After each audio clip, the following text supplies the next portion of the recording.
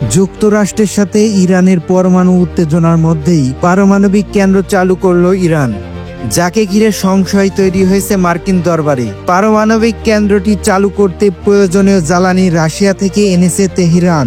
বিশ্বকে কি বার্তা দিতে চায় ইরান? সামরিক হামলায় হুমকি, নিষেধাজ্ঞার পাতায় সইয়ের মাধ্যমে ইরানকে দমিয়ে রেখেছে যুক্তরাষ্ট্র। তবে মার্কিন অপকৌশলের বিরুদ্ধে প্রয়োজনীয় পদক্ষেপও নিয়েছে তেহরান। যদিও পারমাণবিক ইস্যুতে আলোচনা গড়িয়েছে ষষ্ঠ ধাপে, কিন্তু এখনো বৈঠকের দিনক্ষণ ঠিক করেনি দুই পক্ষই। এমন পরিস্থিতিতে বসে হওয়ার পারমাণবিক বিদ্যুৎ কেন্দ্র চালু করল ইরান।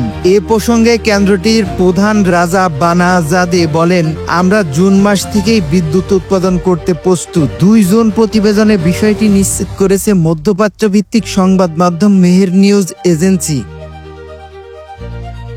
পারমাণবিক কাজের সাথে জড়িত জার্মানির এক কোম্পানির সহায়তায় 1975 সাল থেকে বুশেহার পারমাণবিক বিদ্যুৎ কেন্দ্রটি নির্মাণ কাজ শুরু করে ইরান। কিন্তু 1989 সালে ইরান জুড়ে ইসলামী বিপ্লবের আন্দোলন শুরু হলে বন্ধ হয়ে যায় বিদ্যুৎ কেন্দ্রটির নির্মাণ কাজ। পরবর্তীতে 1995 সালে রাশিয়ার পরমাণু মন্ত্রণালয়ের সাথে একটি চুক্তি করে ইরান।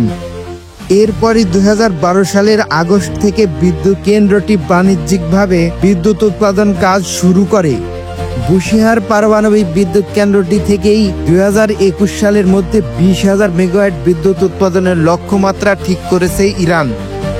সাম্প্রতিক রাশিয়ার প্রেসিডেন্ট ভ্লাদিমির পুতিনের সাথে কৌশলগত বিভিন্ন চুক্তি করেন ইরানের প্রেসিডেন্ট মাসুদ পেজেশকিয়ান, যার মাধ্যমে আগামী 20 বছর যাবৎ শিক্ষা ও প্রযুক্তির পাশাপাশি পারমাণবিক খাতে মস্কোর সহায়তা পাবে তেহরান।